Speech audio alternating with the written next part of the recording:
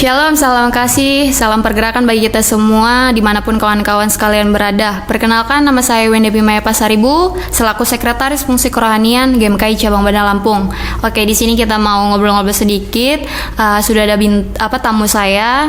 Mungkin bisa kok untuk perkenalan sedikit lah. Ya, shalom semuanya. Nama saya Mulyanto. Saya sebagai gembala AUG di Gereja Mausir Medan.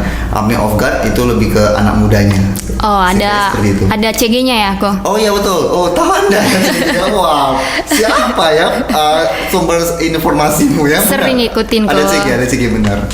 Oke, nah kita mau ngobrol-ngobrol mengenai tema penelaan Alkitab kita mengenai terlatih. Nih, kita ngomong-ngomong mengenai terlatih ini kan sebenarnya dari kecil kita sampai berproses dalam masa kita sekarang kan kita nggak lepas dari kata terlatih sebenarnya. Di rumah kita dilatih, bahkan kita merantau dilatih sebenarnya. Ada proses di dalam situ gitu. Sepanjang hidup kita nggak pernah tahu kita mau jadi apa dan apa yang akan terjadi.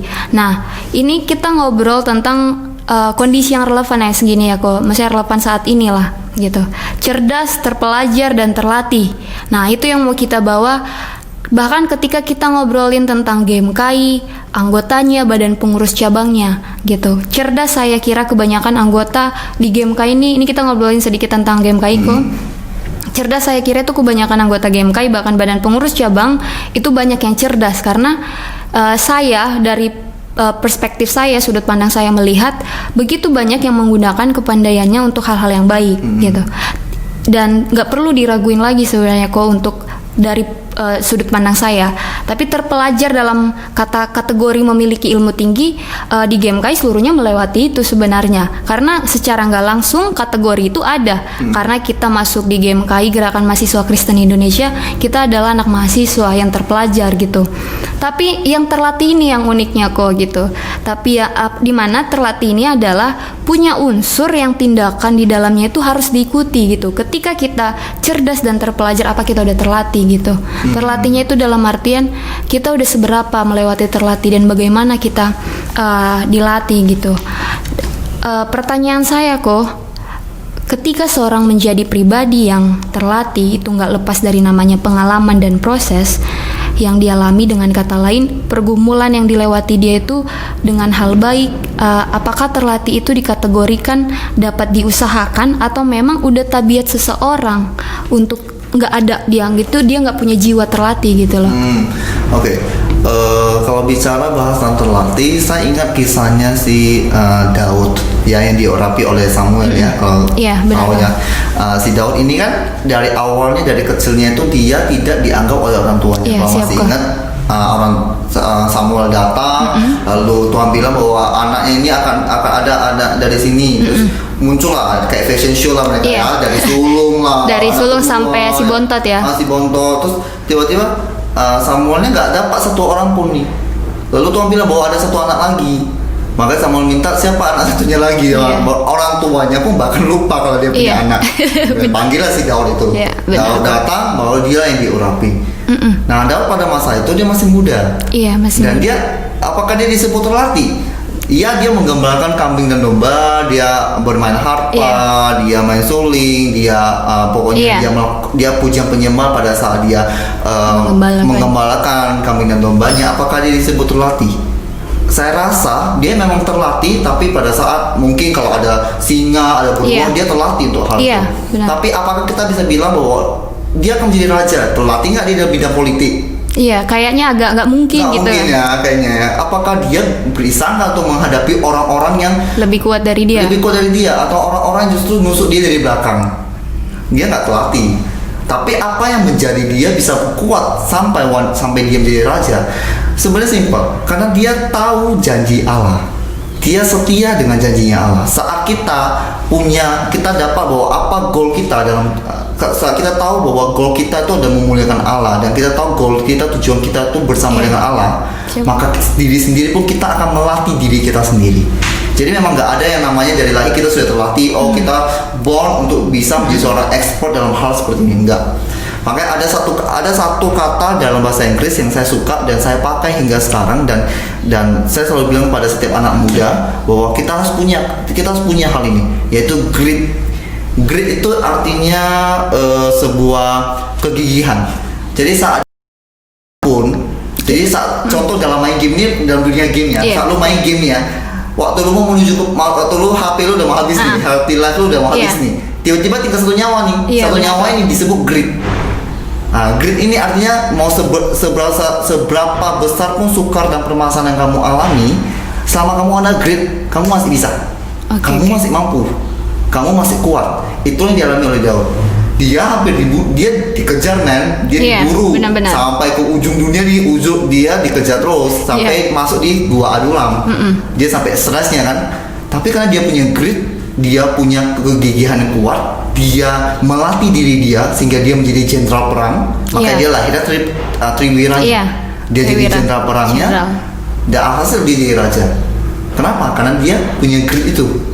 Karena dia tahu bahwa janji Allah akan digenapi dalam hidupnya. Iya, berarti artinya si Daud ini nggak ujuk-ujuk langsung raja gitu loh. Enggak, harus ada prosesnya men. Asal tiba-tiba bisa dong kalau bilang, Tuhan gue mau jadi orang kaya langsung gue gitu. Tapi memang apa ya, kok satu sisi dilihat dari cerita mungkin tokoh Daud ini, kita sebenarnya mungkin nggak nyangka ya, tapi mungkin gambaran lah ini kok untuk banyak orang mungkin yang dalam lingkaran mungkin saya tuh kayak, saya ini kecil ya, saya ini nggak bisa kayak untuk jadi besar ataupun apa sih itu terlatih ya, saya dari dulu gitu mungkin di kebun doang gitu ya, dari dulu mungkin lingkungan saya adalah lingkungan bukan orang kampung, tapi dalam artiannya ya gini gitu loh, nggak pernah di lingkungan yang orang-orang yang wow gitu, yang mengerti apa itu bisnis, apa itu ini gitu.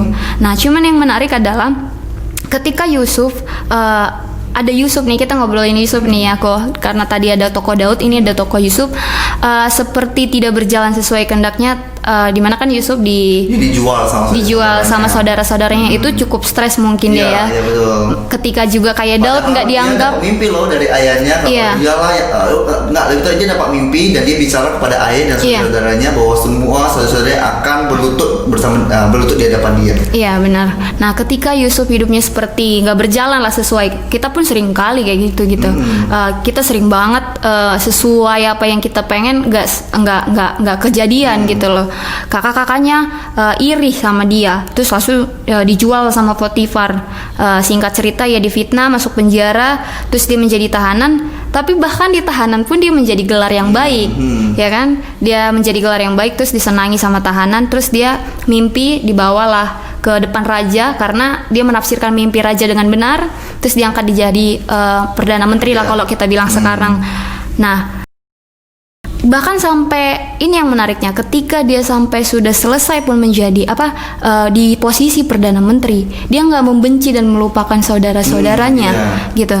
Nah terlatih di sini tuh terlatih juga nggak kok? Ya, jadi gini, saat kita sudah mengenal Allah, maka kita tahu karakteristik Allah itu adalah kasih. Kita tahu bahwa Allah itu juga tak pernah melanggar janjinya. Allah itu juga iya dan benar apapun diucapkannya. Dan saat dia menerima janji Allah itu, ingat dia di masa-masa penjara itu kan, dia di masa-masa itu kan dia menyembah Tuhan. Di masa-masa itu dia mencari Tuhan. Day by day saat kita, makanya ini saya juga bilang pada setiap anak muda nih, jangan lupa satu dulu, jangan lupa untuk selalu dekat dengan Allah nih, karena kita nggak mungkin bisa bilang oh gua sayang sama Allah tapi lu nggak kenal. Tahu nggak apa bedanya? Nih gua ada pertanyaan balik buat lu. Tahu nggak apa bedanya suka dengan cinta? Kalau suka kan cuman kayak ya udah suka, tapi kalaupun udah lama-lama ya bosen juga. Tapi kalau cinta mau kelihatan kayak mana pun, lesu kayak apa kayak ya udah. Nah ini saya kasih tahu nih bedanya apa nih ya. Cinta artinya kamu benar-benar mengasihi dia. Kamu sebenarnya dua-duanya benar-benar mengasihi. Tapi perbedaannya diletak perbedaan. Suka itu ada lebih ke suka hobi. Suka itu banyak lebih kategori. Saya suka dari kelakuannya. Saya suka dari cara jalannya. Saya suka karena dia bisa gini, dia bisa gini. Tapi kalau cinta, saya cinta dari pandangan pertama. Saya cinta karena seperti ini. Itu perbedaannya. Nah, kalau kita bilang kita cinta dengan Allah, berarti kita suka dengan Allah. Kita nggak bisa ketika ada cinta ada pasti harus berjalan bersama, karena kalau kita cinta dengan dia pasti kita sukai dengan apa perbuatannya, dan Allah suka dengan berdekatan dengan kita. So that's why itu yang dilakukan Yusuf dekat dengan Allah. Itu juga yang dilakukan oleh Daud. Maka Daud dekat dengan Allah, makanya Daud disebut dengan hati yang paling lembut. Nah Yusuf dia dekat dengan Allah, maka Allah memberikan dia mimpi. Iya, benar. Ya, sehingga hal itulah yang terjadi dan Yusuf itu mengerti perasaan hati Allah itu apa. Apakah kasih itu di dalamnya ada membenci? Apakah dalam kasih itu ada dalam namanya dendam? Kan enggak. Tapi kasih itu adalah melepaskan pengampunan. Dan justru itulah Yusuf. Tapi ingat loh, di masa-masa seperti itu Yusuf juga sempat namanya galau. Oh iya. Pada saat dia tahu saudara-saudaranya datang untuk minta beras, minta makanan, dan dia tahu tuh saudara-saudaranya, dia galau. Apa yang harus aku lakukan? Dia galau, makanya dia bilang kepada saudara-saudaranya, panggil papa. Dia minta suruh orang tuanya datang. Iya. Disitulah baru dia bisa melepaskan pengampunan. Manusia kadang bisa gitu. Nah, bicara kayak gini kok, kalau kita punya pandangan, boleh nggak sih saya ini sedih ataupun mungkin Yang sedih ada tisunya. marah gitu ketika kan kita kan nggak ujuk-ujuk untuk bisa jadi ketika kita terlatih bahkan secara emosional kita langsung bisa enggak kok biasa aja kok dia walaupun dia bilang kayak gitu sama aku kayak gitu, atau mungkin dalam sampai titik kayak maksudnya di luar jangkauan yang mungkin kita perspektif kita beda ya. Terus kita jatuhnya mungkin orang sering banyak bilang membenci. Boleh nggak kita tiba-tiba masih di titik itu? Ketika kita belum sampai yang artiannya terlatih kan, karena mungkin sebelum terlatih kita nggak boleh langsung minta outcome. Iya, Kita betul. punya proses, sakit hati, sedih atau apa. Jadi Firman Tuhan sudah bilang kok, kamu boleh marah, kamu boleh, tapi jangan melewati dari matahari terbenam. Artinya jangan dipendem. Jadi kalau kamu boleh sakit hati, siapa yang nggak pernah sakit hati? Oke, Pasti siap. pernah. Benci siapa yang bilang nggak pernah benci? Makanya dosa Boleh, itu berarti dendam nggak boleh dong kok. dosa tuh gampang dilakukan. Dendam itu, siapa bilang saya nggak pernah dendam? Siapa bilang bahwa kita semua nggak pernah dendam? Oke. Kita semua pasti pernah mengalami dendam. Tapi apakah itu dipendam? Apakah itu sampai berlarut-larut? Makanya Tuhan bilang bahwa sampailah matahari terbenam. Artinya itu cuma satu hari, setelah itu kamu lupakan. Belajarlah masuk ke ruang doamu, tutup pintumu dan kamu berdoalah, mintalah pengampunan dari Tuhan supaya kamu bisa mengampuni orang Iya, itu. sip. Makalah kamu akan mengalami pembaharuan gambar diri. Kalau kamu tidak mengalami hal seperti itu, maka kamu jadilah seperti yang kamu mau. Jadilah orang yang dendam, orang yang penuh dengan permasalahan yang berat. Tapi pada saat kamu punya permasalahan yang berat, saat kamu punya banyak musuh nih, kamu sebenarnya cukup masuk dalam kamar doamu, minta sama Tuhan, kamu jerit sama Tuhan, minta ampun sama Tuhan, dan apapun yang kamu lakukan keluar dari kamar doamu, kamu akan menjadi orang yang refresh. Oke. Karena bukankah in His presence Iya. itu ada power ya, dalam hadirat Iya, itu ada benar, power, ada kuasa. Kita kan percaya itu. Oke, pertanyaan kedua lah mungkin ya kok. Kan kita bicara tentang Yusuf gitu kan. Ini yang selalu menjadi batu sandungan gitu bagi setiap orang yang nggak pernah terlatih. Nah, bukan artinya nggak pernah terlatih, tapi mungkin dalam terlatihnya itu dia nggak sampai ke mencapai yang mungkin hal yang ada gitu visi misinya gitu esensinya, baik itu untuk menjadi sabar, tenang, ataupun mungkin fokus pada apa yang dikerjakan. Dan nggak bisa dipungkiri kita kan terlalu sibuk sama outcome, kita nggak pernah ingat dan kadang kita lupa sama apa yang kita itu butuh proses, kita butuh berterlatih, kita butuh berlatih untuk mencapai output. Jadi kita nggak cuma ngomongin output dan outcome, tapi kita lupa di tengah ini ada proses gitu, betul, ada proses.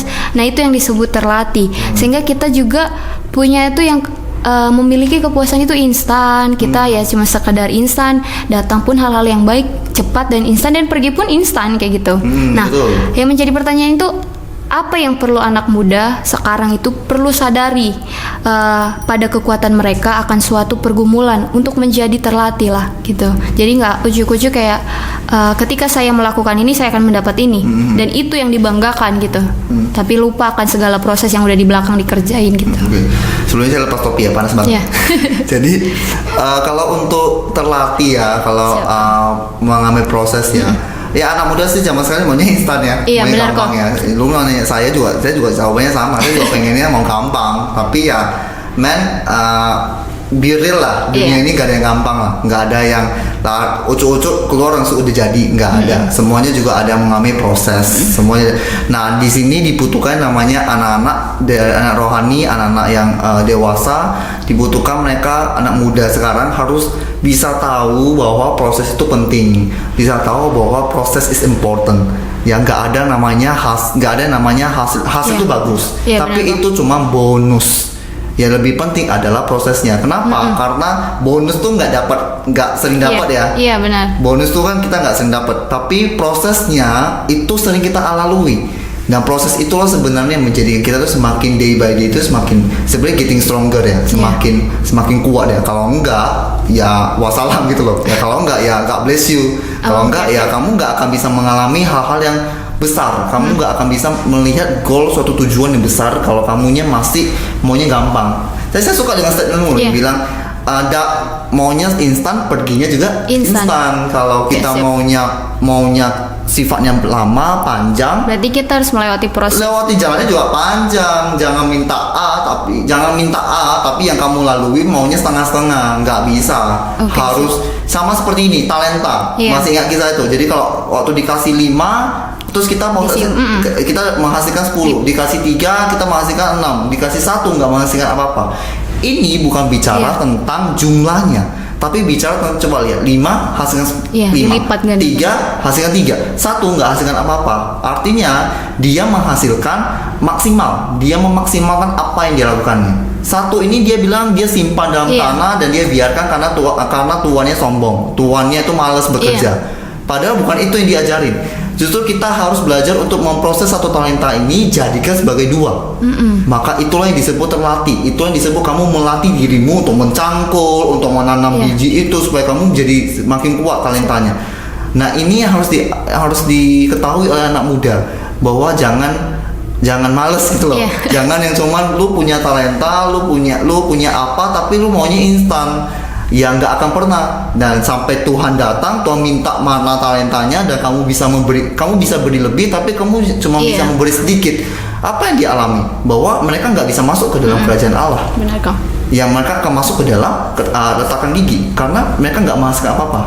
Nah ini yang harus diketahui bahwa anak muda, bahwa jangan malas, jangan cuma minta instan. Berarti segala sesuatunya itu harus diusahakan. Harus diusahakan. Nggak ada yang namanya instan tadi. Nggak ada instan, nggak ada yang gampang. Mie instan aja lu mesti buka bumbunya, mesti lu isi air dulu, mesti taruh. Kalau disimpan ya nggak jadi ya, ya nggak jadi. Jadinya ya itu yang dulu kita makan mie sakura itu loh, kremes.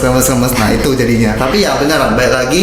Proses itu penting, proses itu is important karena benar-benar menjadikan kita tuh semakin dewasa. Kalau benih gak pernah ditanam, gak pernah dicangkul, gak pernah dikasih air, dia gak akan pernah bertumbuh. Nah itu kan proses yang kita bicarakan, pupuk lah, tanah, air lah, terus kita siramin lah, cangkul lah, itu kan proses. Kalau kita nggak pernah melakukan itu, benih itu nggak pernah numbuh. Yang sama, kita juga prosesnya lewat apa? Lewat permasalahan. But that problems makes us stronger, that problems makes us mature. Itu menjadikan kita semakin dewasa. Dan sekali saya ada satu catatan untuk kedewasaan untuk Yusuf. Yusuf ini kan juga dijanjikan oleh Tuhan kalau dia maksudnya dia diberi mimpi bahwa seluruh keluarganya itu akan berlutut di hadapan dia. Iya, benar. Dan Yusuf ini kan menjadi perdana menteri menjadi orang kedua ya. Ini menjadi contoh juga bahwa tidak selamanya kita harus menjadi nomor 1. Sekali lagi, nggak selamanya kita harus menjadi nomor 1. Yang paling penting adalah kita harus menjadi orang yang paling berpengaruh. Yusuf adalah orang yang selalu diminta nasihat dari raja. Benar. Apapun keputusan raja itu adalah berasal dari keputusannya dari Yusuf. Jadi jadilah orang yang paling berpengaruh, bukan jadi orang nomor 1. Orang nomor 1 bisa banyak, tapi orang paling berpengaruh itu sedikit. Ya menarik sih sebenarnya ketika ngomongin terlatih, ada tokoh Daud dan Yusuf gitu. Kurang lebih kayak gitu diskusi tentang terlatih.